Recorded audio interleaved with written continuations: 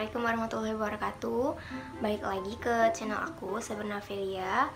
Hari ini aku nggak bakalan unboxing barang-barang dari Shopee, tapi aku bakal bahas tentang pengalaman aku waktu mendaftar beasiswa dari Korea, yaitu Korean Government Scholarship Program.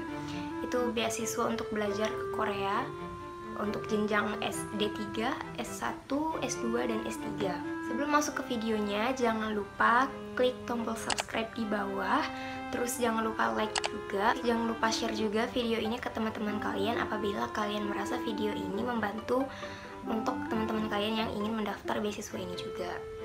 Oke, sekarang kita masuk ke pembahasannya. Jadi, si KGSP ini atau Korean Government Scholarship Program ini setiap tahunnya mengadakan 2 kali periode, yaitu periode pertama di bulan Februari. Di bulan Februari itu dibuka untuk mereka-mereka yang ingin mendaftar ke jenjang master dan doktor, yaitu S2 dan S3. Nah, kalau aku tahun lalu itu mendaftarnya untuk yang program undergraduate atau yang untuk D3 dan S1. Tapi aku daftarnya untuk yang program S1. Nah, biasanya yang program S1 ini dari pemerintah Korea itu dibukanya sekitar bulan September awal. Untuk yang tahun lalu itu yang tahun 2019, tapi di headline-nya itu untuk KGSP 2020 karena berangkatnya tahun 2020. Nah, untuk yang 2020 kemarin yang aku daftar, itu pemerintah Koreanya memberi informasinya pembukaan untuk KGSP U atau KGSP undergraduate itu sekitar tanggal 9 September 2019. Kalian bisa cek info-info tentang beasiswa-beasiswa lainnya ke Korea itu di web Study in Korea. Nanti aku bakal kasih linknya di deskripsi di bawah. Kalian bisa cek di situ. Kalian bisa cek bermacam beasiswa yang bisa kalian dapatkan, baik itu KGSP atau itu dari beasiswa pertukaran pelajar ataupun beasiswa-beasiswa lainnya. Kalian bisa cek di website itu. Mungkin banyak dari kalian yang belum tahu apa itu KGSP. Jadi KGSP ini beasiswa untuk kuliah di Korea full tanpa mengeluarkan biaya 1 peser pun selama kuliah di sana. Kalian bakal dapat biaya untuk tempat tinggal, kalian akan dapat biaya untuk per bulannya uang jajan, terus kuliahnya gratis, kalian bakal dapat asuransi kesehatan. Pokoknya banyak deh kelebihan-kelebihan dari beasiswa KGSP ini. Kenapa banyak yang minat banget sama beasiswa ini? Karena beasiswa ini pertama, kalian nggak perlu melampirkan sertifikat berbahasa Korea atau sertifikat topik, karena sertifikat bahasa untuk beasiswa KGSP ini sifatnya adalah opsional. Kalau kalian punya, kalian boleh kirimkan. Kalau kalian nggak punya pun kalian nggak apa-apa gitu loh, nggak, karena sertifikat berbahasa ini nggak wajib untuk beasiswa KGSP ini. TOEFL juga begitu. Untuk KGSP ini kalian nggak harus punya sertifikat TOEFL, ini nggak wajib. Pokoknya sertifikat berbahasa Korea dan sertifikat berbahasa Inggris itu nggak wajib, itu opsional. Kalau kalian punya, tentunya kalian akan dapat nilai plus. Tapi kalau kalian nggak punya juga nggak apa-apa. Nah, terus mungkin ada yang nanya, apa aja sih syarat-syaratnya? Yang pertama, syaratnya ini udah aku catat biar aku nggak lupa. Syarat yang pertama adalah batas umur maksimal untuk mendaftar beasiswa ini adalah 25 tahun per 1 Maret tiap tahunnya.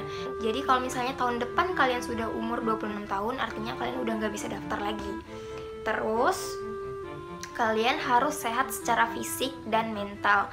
Kalaupun ada dari kalian yang disabilitas, itu masih boleh mendaftar asalkan fisik dan mentalnya sehat. Walaupun kalian disabilitas, itu masih boleh daftar kok, nggak apa-apa.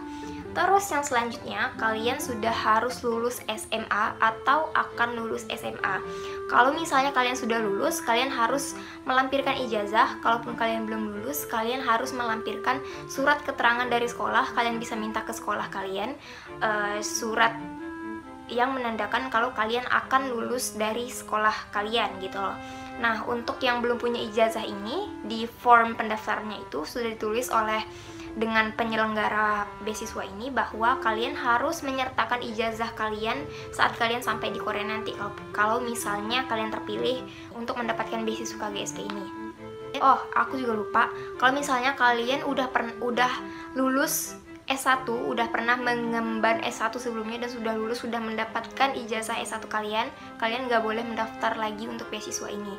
Tapi kalian boleh mendaftar untuk yang S2-nya atau S3-nya yang buka setiap bulan Februari setiap tahunnya. Gitu. Terus selanjutnya, rata-rata nilai kalian di raport itu harus minimal 80 atau nilai 80 ke atas.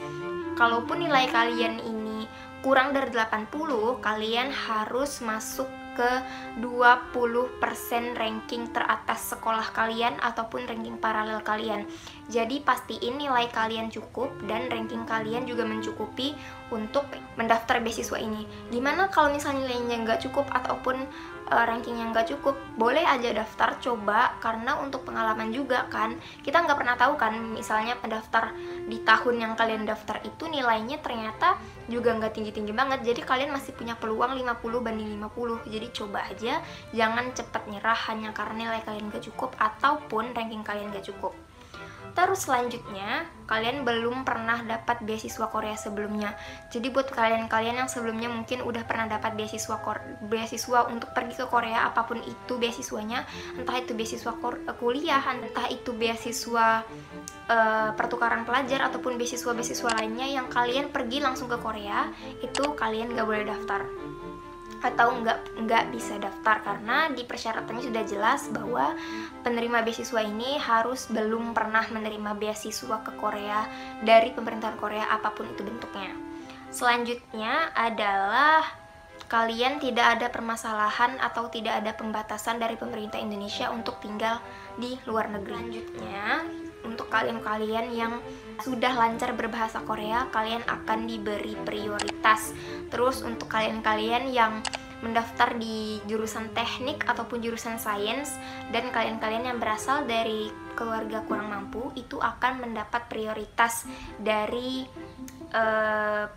pemerintah Koreanya, karena di form pendaftaran itu sudah jelas banget kalau yang bisa lancar berbahasa Korea pernah ataupun berasal dari keluarga kurang mampu dan mendaftar untuk jurusan teknik dan sains itu bakal dapat prioritas di atas pendaftar yang nggak punya dari 3 ini gitu. Jadi kalian bakal punya prioritas.